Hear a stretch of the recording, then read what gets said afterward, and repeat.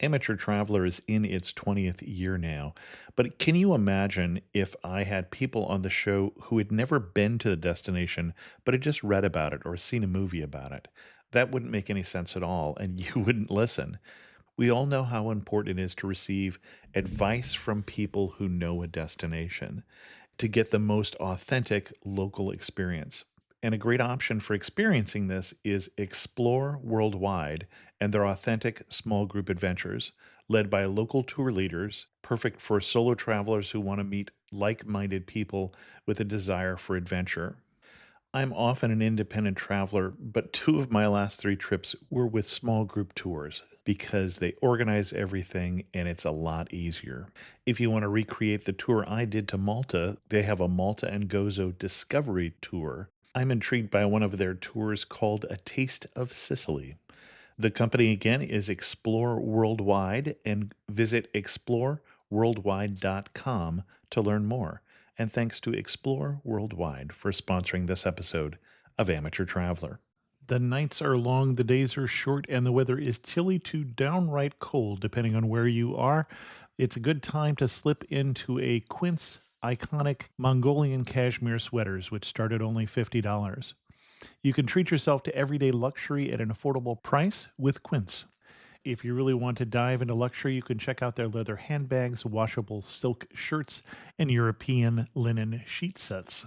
Whatever you're looking for at Quince, all the prices are 50 to 80% less than similar brands, and they do that by partnering directly with top factories and cutting out the middleman. They only work with factories that use safe, ethical, and responsible manufacturing processes.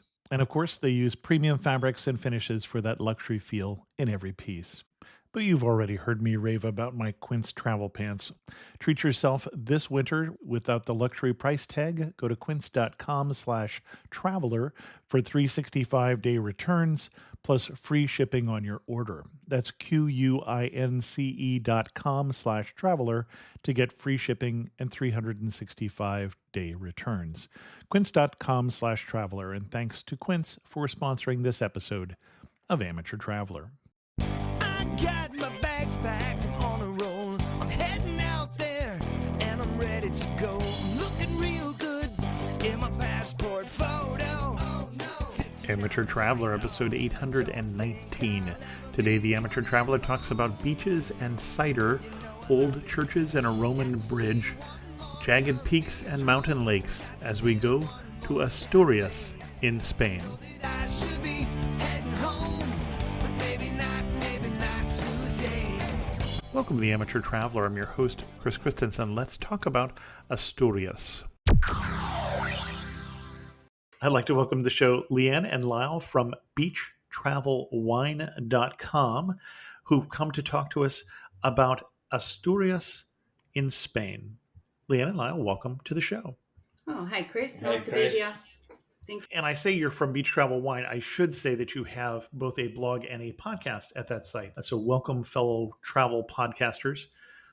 I don't Thank you. think I had heard of Asturias before you pitched me this. So where are we talking about? It's located on the northwest of Spain. It's on one side you've got the Picos de Europa, Which are the peaks of Europe. yes, the mountain peak of range. the Cantabrian mountain range, and also the other side is the Bay of Biscay.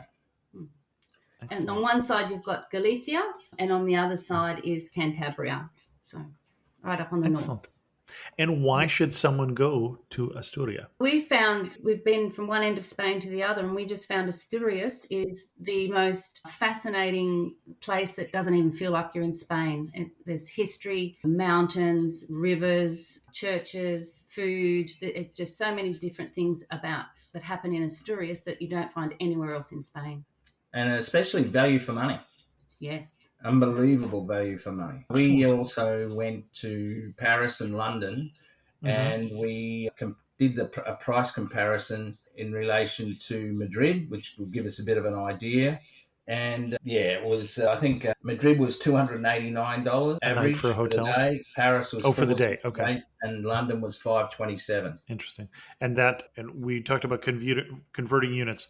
What unit of currency was that? That's in euros, which is your In euros. Okay. American dollars. Yeah. I almost asked when you said 200,000 people, was that in metric? But that didn't work out that well. Excellent. And what kind of itinerary are you going to recommend? We stayed in Oviedo, which is the capital of Asturias, and you can spend quite a bit of time exploring there. When we travel, we don't have a car because in Australia we drive on the other side of the road, and that would just be way too stressful for us. You could do some exploring with a car. So day one, we always recommend you go straight to the Tourist Information Centre. And the one in Oviedo is particularly good. It has an up-to-date information sheet about all the churches and monuments and things and when they're open, and which is really important because sometimes you can go to these places and they're closed. And so the Tourist Information Centre in Oviedo is actually in the Old Town. Oviedo is famous for its old town. There's lots of different plazas and obviously the old buildings. And one of the main ones is the Oviedo Cathedral, and it's definitely worth a visit. It's got an 80-metre spire on it. It's an important place because it's on the North Camino, so pilgrims go there as a pilgrimage site. Okay. And Lyle knows a bit more about the cathedral because it's very historic, isn't it? The old town's obviously got the city wall. And where we were staying, we could basically see the cathedral. It was started in 781 and it's over the years it's just been added to like most cathedrals in Europe. So the type of architecture is basically Gothic, Romanesque, Baroque, Renaissance. So, yeah, it's beautiful. It's on a plaza itself. It's a big plaza where the cathedral is, so there's the town hall there as well. So yeah, so you got the Plaza de Alfonso el Casto, and look, it's got the university there. It's got the Monasterio de San Pedro, which is a Benedictine order monastery, and they bake cookies. Yeah, you don't see them. It's how can you say it, Len? How do they? In secret. Yeah, in secret. So you go in and you make an order, and then the thing turns around, and then you've got your biscuits. There's also so we have to explain that a little bit. I know exactly what you're talking about because I've done this before. But you're saying you put your money on a Lazy Susan. They've got a one-way mirror so they can see you, but you can't see them. Can't see your them. money disappears, and biscuits or cookies show up. Yes. Yeah. And this particular monastery, their business really picked up in COVID, and so they've continued doing it, and they've added to their line, apparently. Yeah. But another one of the probably more prominent buildings is the La Ria Palace, and that was built in the 15th century, and that belonged to the accountants of the Catholic monarchs. So nothing changes. Yeah. So, as I said, day one, we'd certainly just explore the old town and get the information from the Tourist Information Centre. And probably for dinner, we would definitely recommend heading to the most famous street in Oviedo, which is called Calle, which is street in Spanish, Gascona, which is a street full of sidrerias, and they are where you drink cider. So sidra is cider in Spanish. And I don't know if you've seen this before, Chris, but you buy a bottle of cider and the waiter comes out and holds the cider bottle as high as he can above his head, holds the glass down in front of just below his stomach or her stomach, and then they, without even looking at the bottle or the glass, they just pour it slowly. And they catch the cider in the glass down the bottom, and they just catch about half an inch, and then you drink it in 1 or 2 swallows down because that adds bubbles and aerates it. It's fascinating to watch, and there's a whole street there with about 15 of these different sidrerias that do that. So that's definitely worth a visit. It's a very big deal in Asturias and especially Oviedo. Yeah. I think that the performance that they do actually pouring the drink is far better than the actual taste of the cider, but that's just me. Apparently the cider was fermented by like Roman settlers going back years and years, obviously. So that would be day one, right? And you mentioned cider, and obviously that should give people a clue that we're not talking about the weather there or a climate being similar to, for instance, Andalusia on the other side of the country, which is quite hot in the summertime. Yes. We're talking about a cooler climate, gathers. Oh, definitely cooler. Their average temperature in summer is about 25 degrees Celsius, whereas Andalusia, you're talking the as you said 40. before, Yeah, 40. Yeah. yeah. So that was day one, just getting your way around the old town and going to the Sidrias. Day two, once again, we're still in Oviedo, and there's more to see. I would head off to the Parque de San Francisco, which Okay. is a beautiful park, which is 90,000 square meters. I did look it up. I think that's 22 and a half acres. Does that sound Okay. right to you? Yeah? Could be. I don't do acres. I'm sure someone will correct us if we're wrong. Now, the park, San Francisco Park, is called that because it used to be an apple orchard Yeah. of the convent of San Francisco. So Okay. So in the park itself, you can wander around there for hours. It's got wide paths and tall trees, and there's the ponds and fountains. There's a whole lot of modern statues in there as well. And there's a front of an old Roman church there. There's certainly a lot to spend your time on. There's lots of people feeding ducks and that sort of stuff. And if you go up to the top of the park, you can actually get a nice view back down on a side of a hill there. Now, the park is right in the middle of the old town, where the old town meets the new town in Oviedo. And the new area is beautiful, big, wide shopping malls and lots of lovely restaurants and cafes there as well. So it's a great area to explore from one part of Oviedo to the other from the park. There's a whole lot of different statues in Oviedo, lots of modern ones. There's one of Woody Allen because he made movies there. There's one of a little Argentinian cartoon girl. She's like a 6-year-old little cartoon girl. There's one of a great big bottom. Yeah, that's the coolest, and it's huge. It really is huge. It's like a big black. And it's a bottom on both sides. So and they say that it was crafted in 2001. Yeah, so a lot of modern stuff, the isn't it? nude cheeks weigh 2,000 pounds, and it stands over 14 feet. So yeah, there's a lot of fun stuff. And my wife made me sit there and took photos, and she just wasn't sure which was the biggest, if you know what I mean. And then on one side of the new town, the new shopping area, after you've explored the fountain and that new sort of area at the park, you come across a Roman fountain, and it's called the Foncolada Fountain, and it was built back in the 9th century, and they still get water from it today. And it's right there, half a block from the main sort of shopping centre. There's so much to see just walking around Oviedo. And we do walk, and it's not a big city. No, everything's crammed in quite closely. Yeah, so we would definitely recommend you go and explore a bit more of the old town as you go into the park and then back through the new city. The impression I got was that it's obviously not as large, but it reminded me of the architecture and the fountains and the roundabouts of Madrid. It really did. It is absolutely beautiful. Yeah. One thing we should say, you mentioned the fountain, and the fountain is part of a larger UNESCO World Heritage Site also, which is the Monuments of Oviedo in the Kingdom of the Asturias, which is going back to Roman and Visigoth structures. One of the reasons why they're there is because Asturias was never conquered by the Moors. They've got churches at, I think it's called San Miguel de Hierro and also Santa Maria de Naranco, and they were built back in 1842, and they're still there, and they haven't changed. But we're going to go there on another day to see those churches. Yeah. The next day, this would probably be everyone's favourite day, I think. And I saved it for day 3 because it was just amazing. Now, this is a day trip from Oviedo. Your final destination is the Covadonga Lakes, which is in the Europa de Picos National Park. And there's some things to see along the way and on the way back. Now, we took a day trip with a private company, which we found good value, but also took us right up to the top of the Picos de Europa National Park, where people can't drive their own cars in.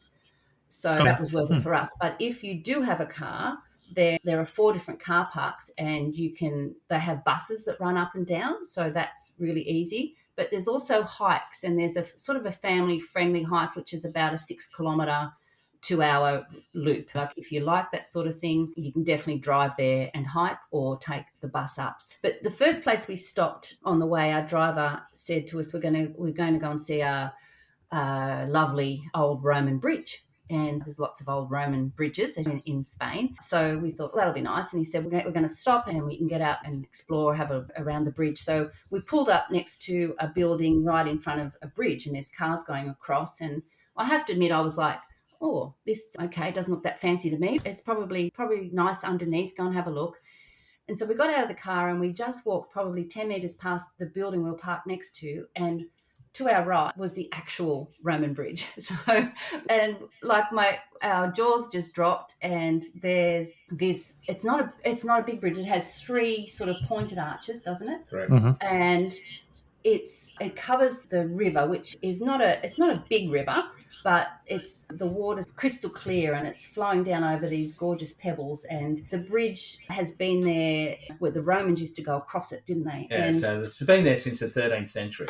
Sure. And it's still in its original form. It has a Victory Cross hanging from the middle arch, and that's a replica, the real Victory Cross, because the Asturians won a battle at that bridge. The original Victory Cross is actually hanging in the Oviedo Cathedral that we talked about earlier. So you can actually go down into the creek bed and take photos and look up at the Roman bridge, and you can walk over it as well, and it's still got all its original cobblestones. Now, you go up to the top of the bridge, and one way you can see the beautiful green foliage of the trees and the river flowing down from the mountains behind.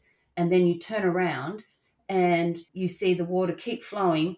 And in the other direction, you can see the Picos de Europa. It's just the most stunning spot. And the Roman bridge is just spectacular. We really love that. Now, it's in a little place called Cangas de Onís.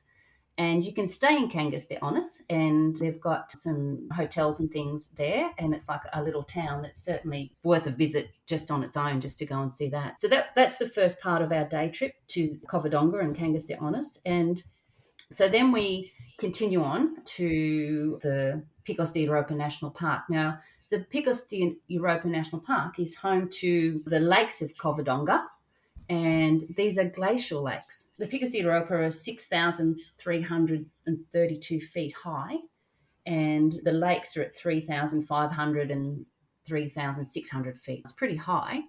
And the road up, as I said before, you can park in a car park and hike up. Now, we were able to drive all the way up. Now, as I was saying before, I'm not the best driver, am I, honey? A best passenger. No. And it is a windy road, and the roads aren't that wide. There are buses going up, and sometimes you have to stop and give way to a bus as it comes around the corner, which is okay. But then you go around another corner, and all of a sudden there's a cow in the middle of the road. They just wander across the road with the bells tinkling away. And then you go around another corner, and there's about 10 mountain goats just wandering and sitting in the middle of the road as well. So the whole trip up is an adventure and scenic. Oh, the scenery's phenomenal. And then when you get up to where the first lake is, which is Lake Enol, E-N-O-L, it just spreads out before you, this beautiful glassy water. And behind it, the Picos de Europa are still got snow on them, and we're there in summer, so snow-capped mountains. And if you stop for a minute... And I missed how tall they were. I thought you had said something else, but they go up to not quite 9,000 feet, so it's not too surprising that you would see snow even going into June or whatever. Sure. But you don't expect that in Spain, snow-capped mountains in summer. So but to actually see that, and then if you stand still for a minute, you can hear the cows wandering and their little tinkling bells going. It's something magical. And then there's a walkway, a path up to the next lake, which is Lake Asina, and it's only like another 100 feet up, but once again, the view down over that with the mountains behind it. And these are glacial lakes, so that's pretty unique as well. So it takes your breath away, and we were blown away by just how beautiful it was. Now, the whole time we were in Asturias, we didn't hear another English speaker, but there are a lot of Spanish people holidaying in this area. And there's a little cafe right up the top there, and there's lots of people sitting there having coffees, and it's a wonderful place to visit. Yeah, isn't it? One thing that I read, if I can trust the internet, that is unusual, one of those only in Spain things, is in Lake Enol. There's apparently a submerged image of the Virgin Mary in the lake that is elevated every year on the 8th of September and taken out for a procession. I read that too. I can't confirm or deny. Yeah, I was going to say, if I can trust the internet, which has lied to me before, I should say. Yeah. Our guide didn't tell us about that, but then we weren't there in September. So that'd be something I'd like to know for sure. So yeah, we were pretty blown away by that. And we thought our day was just about over, and our guide said, we've got one more stop. We're going to stop in the little village of Covadonga, and there's a church to look at there and like a sacred cave. We head back down the mountain and we pull up at he drops us off because once again, there's some places you can't drive into.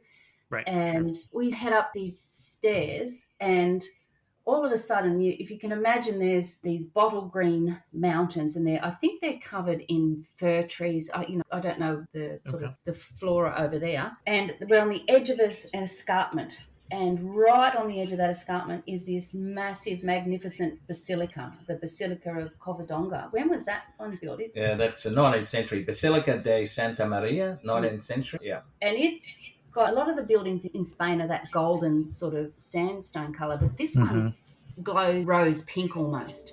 And so you've got this basilica that's, as I said, it's pink. You've got the bottle green mountains, and it's sitting like majestically right on the edge of this escarpment. Like I haven't been to a lot of European countries in the north, but I imagine it's a bit more like Sweden or something. We were just like, how have we not heard of this? And how did they build it? How did they build it? And you can go into the cathedral. It's open it's free to go in. You can't take photos if there's a service going on, and you can walk around the edge of the cathedral as well and look down over the escarpment. And one of the things from the escarpment there at the cathedral is you look across and there's a cliff face, and in the cliff face there's a little church built in.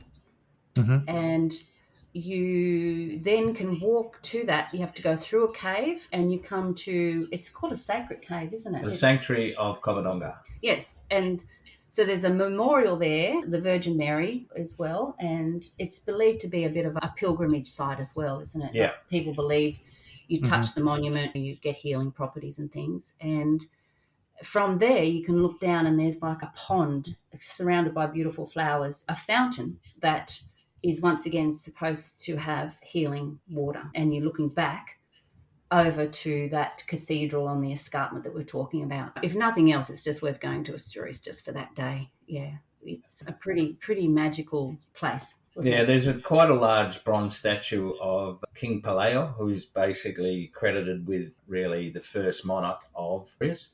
And he's said to be buried and Alphonse is said to be buried at the Sanctuary of Covadonga. So that's very important to the Spanish people. Yeah, that's a pretty great day out for sure. Yes. Anything else we can talk about that one? We got just side swiped with how good that was. And so the other thing that we should say is you mentioned the peaks of Europe and very rugged mountains. Yes. Very spectacular mountains. We've talked recently a lot about the Dolomites and their jagged peaks and things like that. If you like those, you'd like these. Oh, yeah. The other thing is, one of the reasons why the Moors didn't defeat the Asturians was because of the Picos de Europa. To climb them, right, that just wasn't worth the risk. And it's not just, they're not just in Asturias. There's the main part of them are, but if you do any sort of road trip along the north of Spain, there's certainly a backdrop the whole way. So yeah, and as you said, they're quite rugged, very rugged. Yes, yeah. Interesting. Konnichiwa, I'm Yuki, a tour leader with Explore. Who knew that hidden among Tokyo's towering skyscrapers was a peaceful tea house surrounded by ancient trees and serene ponds? Actually, I knew. It was my mother's secret sanctuary. Not everyone knows about Tokyo's Hamarikyu Gardens. Arigatou gozaimasu. But you will if you explore. Search exploreworldwide.com and don't just travel, explore. These are violent criminals, so they're not going to go down easy. ABC Tuesdays. Let's get this done. The Rookie is back. We have 2 new rookies starting today. Howdy. Being a cop is stressful 24/7. Every year on the job is different. And Training Day We have a serial killer at large. never ends. We need an ambulance! The Rookie. All new Tuesdays on ABC and stream on Hulu. So that would be our Day 3. Day 3 for sure, yeah. And you can stay, there's accommodation around that little town of Covadonga as well. You could easily do that. So day 4, we headed out. We think it's another good day to be exploring some places just out of Oviedo. And there's a place just out called Mount Naranco. And on Mount Naranco are two 9th century churches. And which a lot of the churches and things in Spain are around the 11th century or 13th century, but these are built in 1842, which is 842. Sorry, 842, not 18. Yeah, exactly. 842. They're very old and they're in really good condition. You can get a guided tour, and it's only about €4 an adult to go in, and they're open through summer every day, except for when there's services on. They sometimes do services there. So that's the information you get from the Tourist Information Centre, as we said. So there's two in particular. So there's the Santa Maria del Naranco and the Iglesia San Miguel de Lilo, and they are probably about 100 metres apart on the side of Mount Naranco. And there is a bus that goes from town up to the hill, but we decided we'd walk. So it's about a 4-kilometre walk from town. It is uphill. It's not too steep. I'd say medium fitness. And the reason you want to walk is it's great exercise, obviously, but just the views as well on the way up. Once we got there and then we looked back over the city, it was magnificent. Yeah, really, I really enjoyed that. So the first one we went to see was the Iglesia San Miguel, and it was built a church, wasn't it? Yeah. It's not big. You think of churches basilica in Spain as massive. This one I can't really describe it, but it's like the size of a massive house, probably like a mansion. Mm-hmm. So they didn't build them big, but it just stands there all on its own in the middle of the top, like a flat area on the side of the mountain. And once again, you can walk around the outside, you can go inside, but the architecture of it, you wouldn't think it was that many years old, would you? Yeah, and they were built by Alfonso II. They're very different than what you normally see in places like Seville, Salamanca, because they're so much older. Like they're 800 years. Well, not 800, probably 500 years. Now, the other... We mentioned the UNESCO World Heritage Site. These two churches are a part of that site as well. Yes. Yeah, and they were granted that in 1985. Oh, are they? Okay. And the other church up there, which originally was actually built as a house, wasn't it? And a mansion, and they decided, no, it was too good. They wanted to turn that into a church as well. So, as I said, it's about 100 metres away. And it, again, just sits on a nice flat area of the side of the mountain. And people are having picnics up there. You can sit and you can hear the cows again up there. You can look down over the field, the green mountains down into the whole city of Oviedo, and just wander through those two sites, and like the great photo opportunities. And you can go up the staircases on the outside, and you can go with a guide. Now, when we were there, they were only doing Spanish guided tours. We speak a tiny bit of Spanish, but not enough to get a whole tour. And so you can't just wander inside them on your own. There also is a tourist information centre, like it's pretty modern, and it's just set up there just to tell you about those two buildings. There's a whole lot of interactive videos and displays as well, and people on site just to help you, and they do speak English. They go through all the history and stuff there, so that's worth going into. And I think you should tell Chris what happened when we walked down the hill. Oh, yes, okay. So that took most of the day, but when we walked back down the hill, we decided we needed a cold drink, of course, as you do in Spain. And we stopped at this little cafe bar, and there was a band there. And I don't know if you've heard of La Tuna bands, Chris? I have not. Okay. Tuna bands, traditional university bands. Oh, okay. Years ago, they used to dress in their old university uniforms, which they do now as well. They wear those. And it's a group of sort of 10 plus sort of usually guys, all playing different instruments, from guitars to lutes to tambourines, mandolins, and they sing traditional songs. Now, centuries ago, they used to do that to earn money because they were poor university students. Now they do it to entertain people. So we sat there listening to Tuna of Oviedo, and it's the most fun you can have watching a band play, I think. And there's a bit of hierarchy. There's obviously the leader and the new guys that are coming through learning the instruments, and they don't get paid, but the guy keeps bringing them out beers and tapas. So we sat there and listened to them. And one of the things we do when we go away, we take little koalas with us, and we like to give people a koala award. So if someone's been really helpful or friendly or funny or something, it's nice to give them. They don't often see a lot of Aussies in Spain. So we decided we'd give the band a little koala, and so they made me an honorary La Tuna for half a minute, and I got to wear one of the capes, and it was a lot of fun. And they were very good. Yeah. They were, and obviously this started back in the 1600s, this particular tradition, because that's when the university was first built.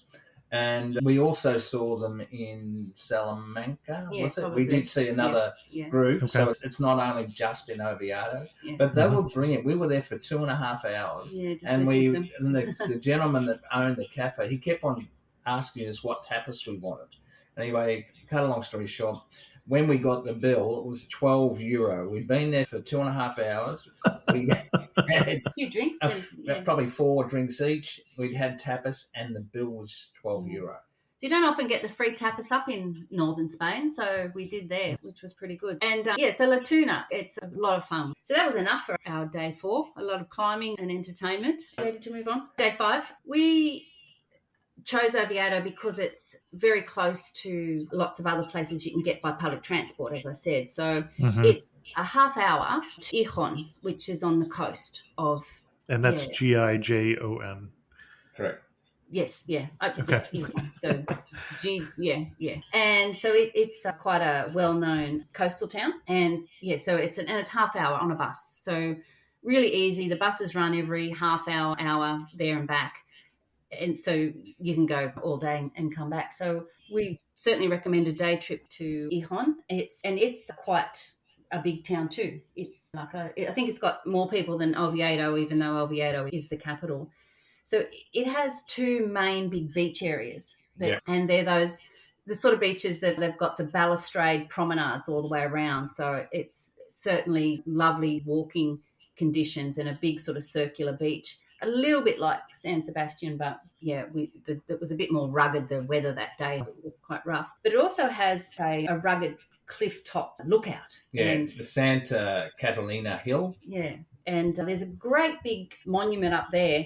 It's called the Eulogy to the Horizon, built in 1990. It's the beauty's in the eye of the beholder, but it's certainly easy to... You can't miss it, put it that way. And there's also an artillery... That was a very gracious way not to compliment a statuary. Yeah, but the views up there of the Cantabrian Sea are second to none. That's just the first stop.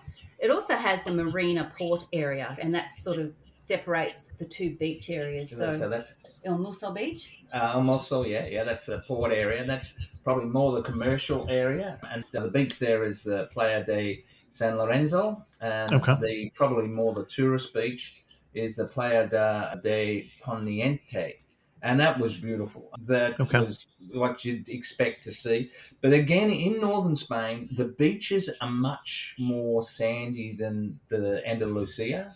Whereas Andalusia, it's a lot of rock and whatever. Right, sure. Whereas in the north of Spain, probably because, on the more closer to the Atlantic, it's a lot more sand and the beaches are quite large. And there was so much water activity the day we were there.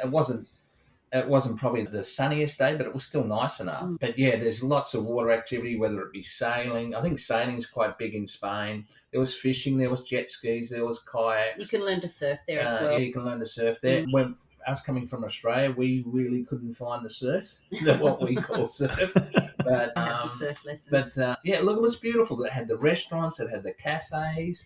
Yeah, the yacht club, Gijon Yacht Club, was beautiful. If you want to have water views to eat, there's no shortage of places there. And it does have a nice little old town as well. After you've done doing the lookout stuff and either going to the beach or walking along the promenades, or there's a lovely little old town, and the Plaza Mayor is tiny, but it's so cute, and lots of pastel coloured buildings, and lots of little cafes on that as well around the town hall area. So it's definitely a great day trip.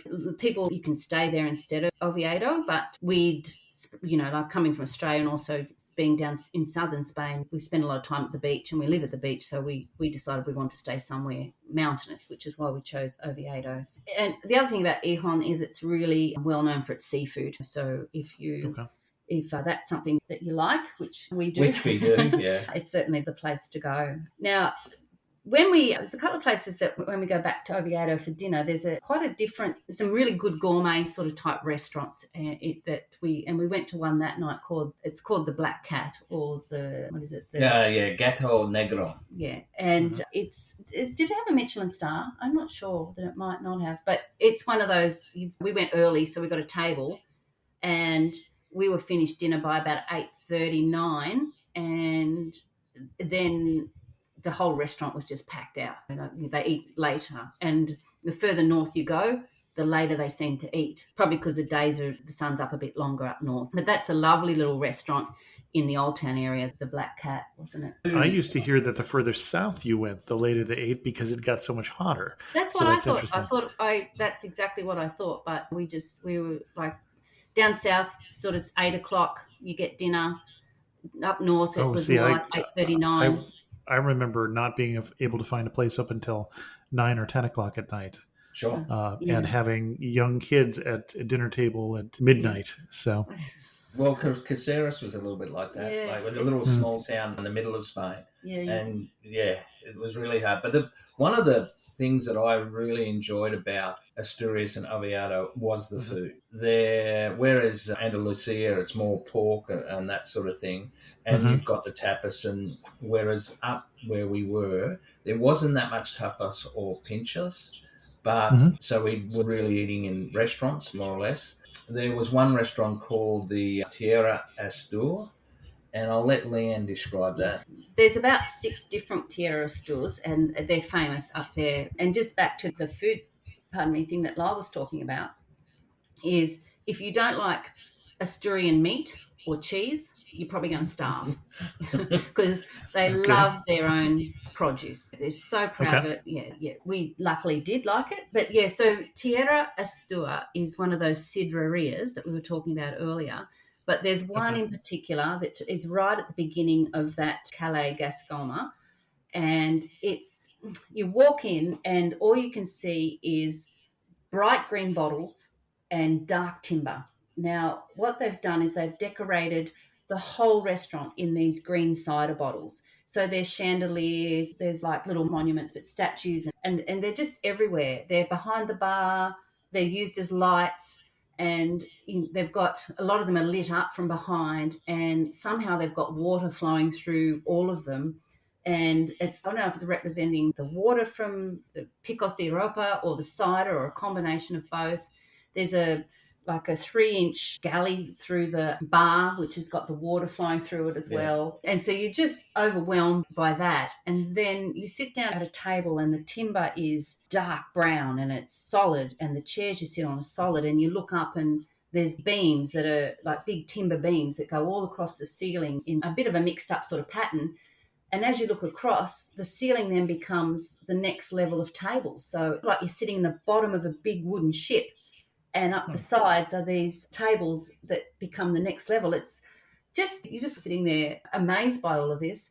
And then you have 10, 12, 15 waiters doing what we said before, pouring the cider all over the place. It's just something amazing, isn't it? And so we ordered a platter, and it came back that the platter was 3 feet long, covered in enough meat to feed my whole family of all the people. It was just, we struggled to get through it, but we wanted to try it all because it's, really. Yeah, because the platter had your beef, chicken, lamb. It was amazing. And the price, and we probably had that plus a bottle of wine, was €79. And as I said, we really enjoyed the food there. On average, a dinner, with some of the days we would have shared an entree and couple of mains and a dessert and a bottle of wine, on average 58. So that's 58 American dollars. So that's pretty, for us that's really cheap for Australians. Now they're very big with their cheese. I'm talking about the food. Now I'm not sure, Chris, whether you're aware that in Asturias it's famous for having cheese caves. So they actually mature.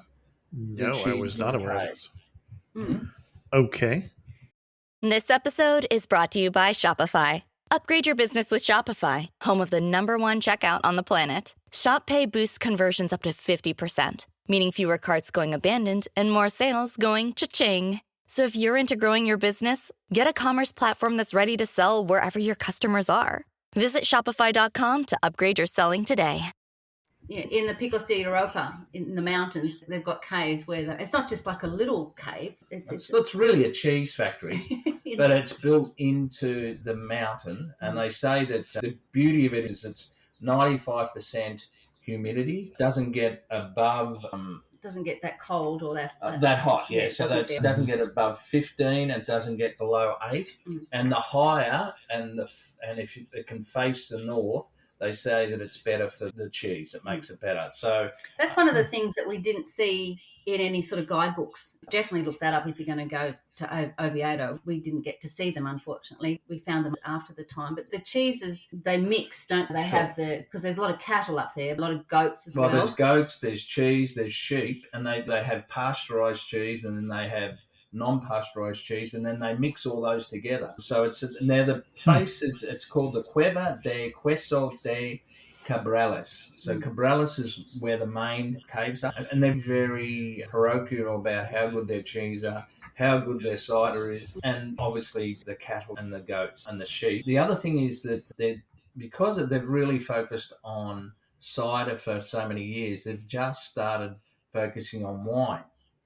And we had a bottle of wine. It was called the Vereda Albrin Blanco, and not to be mistaken by Albrino, which I was mistaken at the time, but I did a bit of research. They've just been awarded Denominación de Origen in 2018, so that wasn't long ago. Which means that's accreditation that you have to have. Yeah, right. And that's how long it's aged for, the yields, the style of winemaking, and the type of grape. It's a big deal in Spain. You go and you buy a bottle, and it's on the back of the label. It'll have all the indications of what sort of wine it is and where it's from, and you've got a pretty good idea what the wine's going to be like. We did have the Albrin, and we loved it. Yeah, it was really different. It wasn't like the Verdejos, which we normally have had, and we drink a lot of Blanc in Australia, but this was totally different and very nice. And we should remind people that when you picked the 3 words for your website, one of them was wine. I'm just saying. Obvious, that's correct. So my daughter actually said to me that just so suits you, Mum, beach travel wine. So probably another thing like people could do if they have, just to finish up on the itinerary, is as I said before, we didn't have a car, but if you have a car or you want to do a bit more travelling on public transport, the coastline of Asturias is just over 400 kilometres long. I don't know what that is in miles, I'm sorry. And that's okay. In that 400 kilometres, there's 220 beaches. Now, some of these beaches are great for surfing.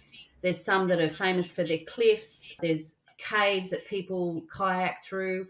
There's blowholes, and there's a whole lot of fishing. There's a couple of little famous places that on the sort of tourist radar is Llanes, which is spelt with a double L, A-N-E-S, and Riba de Celia. Now, between those 2 little beaches alone is 20 surfing beaches. So those little villages have got coloured little seaside houses and things, and certainly that's something that a lot of people love to go and see. So if you have a car, as I said, or there are buses, it just takes a little bit longer to explore that sort of coastal area of Asturias. Yeah. And there's another part which we didn't talk about at the Picos de Europa. At the bottom of, as you drive up, there's world-class kayaking and canoeing. And in fact, just recently had the World Championships there. So, I saw that, yeah. So the probably more active and younger people.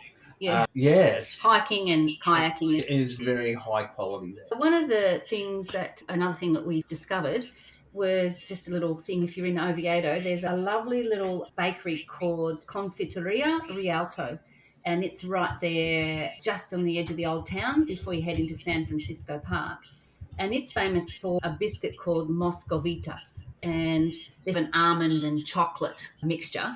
And nobody knows where the recipe came from, but and I think that's why they're so famous, because there's all this mystery around them. But apparently a boy returned from the Soviet Union after the Civil War with this famous recipe in his suitcase, and it's been made in Confiteria Rialto ever since. So, yeah, so there's some nice little bakery goods.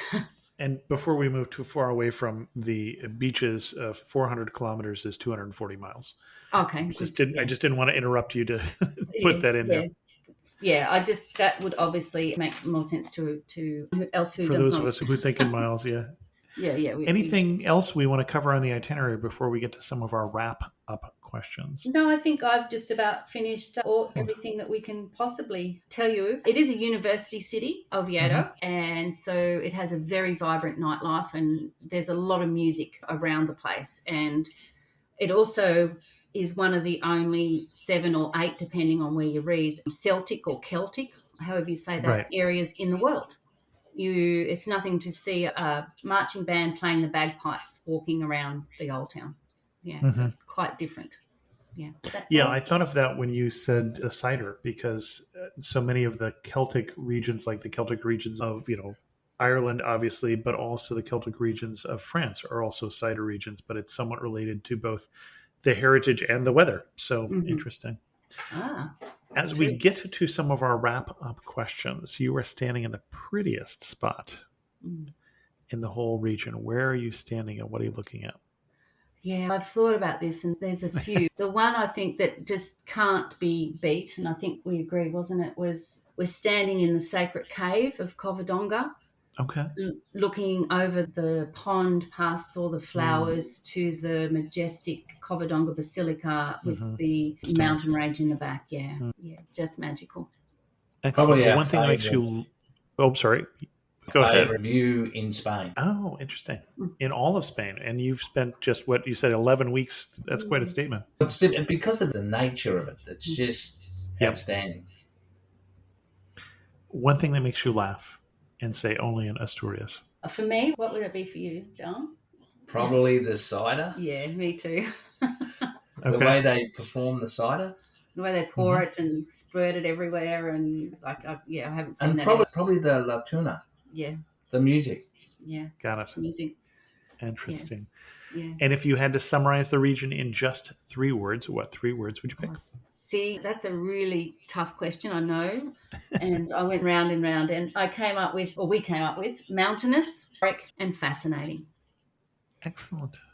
Our guests, again, have been Leanne and Lyle from beachtravelwine.com. And Leanne and Lyle, if we want to send people to your best post on Asturias, where are we going to send them? On our website, beachtravelwine.com, there's a blog post on Oviedo, and also the little podcast that we did, episode 15. Excellent. I will put a link to that in the show notes of this episode so people can find it more easily. Thank you so much for coming on the show and telling us of your love for this region in northern Spain. Thanks, Chris. Special thanks go out to patrons of the show who help support Amateur Traveler financially, and thanks to Daniel Smith, who's the latest patron of the show. If you're interested in supporting Amateur Traveler because we've helped you on some trip before and help you get more out of your vacation time, then go to patreon.com/amateurtraveler. I heard this week from Mario, who said, aside from your wrap-up questions, the most common things I've heard on your podcast about almost everywhere in the world are: the people are wonderful, the food is great, there is so much to do. Could you compile a list of places that are the exceptions to this pattern? Tell us where the people are jerks, the food is bad, and there isn't much to do. That's really not what we do on this show. I'm afraid that's not really something I have time to do with 2 active blogs, 2 active podcasts, volunteer work, a wife, and a full-time job. Not a lot of time for homework assignments. I can't remember one place in the 17 years we've done Amateur Traveler where the first time we did a show, the guests said the people were not that friendly, and that was Malta. There have been numerous places where, as the food was described to me, it was not interesting personally, and that's really going to depend on what sounds good to you or not. That depends a lot on what you like. So I can certainly think we've talked about places that if you're not a carnivore, they're not going to be a good fit, and we have listeners who are not. So that's one thing I could think of. And then similarly, there are a few shows that I think have been on the bubble in terms of whether there was not enough to do, but there have been other shows that I pulled the plug on because it did not sound like there was enough to do to fill up an episode of Amateur Traveler. For me, a lot of the places that we don't cover in the show are the fly and flop vacations, the vacations that are the same as everywhere else, where you don't really have a sense of being in any particular place. So, the all-inclusive beach vacations is just not something we cover because it would be the same week after week if we did that sort of coverage. You should go into the beach, you should go, and then we'd name a bunch of water activities or something like that. So that's not what we cover in the show. We're focusing on a particular style of vacation that tends to be more cultural rich, if you haven't figured that out already. That may or may not be your style of vacation, and if you want to do a fly and flop vacation and go and lie on the beach someplace, do so with my blessings. There are times that is the perfect vacation. We just don't cover that kind of thing on the show. I had an interesting week last week because I was in Puerto Rico when Fiona hit. I was in San Juan, Puerto Rico, which fortunately did not lose power, or at least where I was in the hotel I was, they had a generator, and so I only lost power for about a minute and still had internet access. And the only thing that I didn't have on the Sunday that the hurricane hit was access to any food that wasn't in my backpack, and so I had a couple granola bars that I lived off of until grocery stores and restaurants opened up again on Monday. But other than that, had a lovely time in Puerto Rico, and maybe I'll find somebody who knows Puerto Rico better than I do, and we'll do a show on Puerto Rico again soon, because I certainly had a lovely time there despite the hurricane, or really where I was, tropical storm. And my heart goes out to the people in Puerto Rico as I record this who are still recovering from Hurricane Fiona, and to the people in Florida who are living through a even more major hurricane right now. With that, we're going to end this episode of Amateur Traveler. If you have any questions, send an email to host@amateurtraveler.com, or better yet, leave a comment on this episode at amateurtraveler.com. And thanks so much for listening.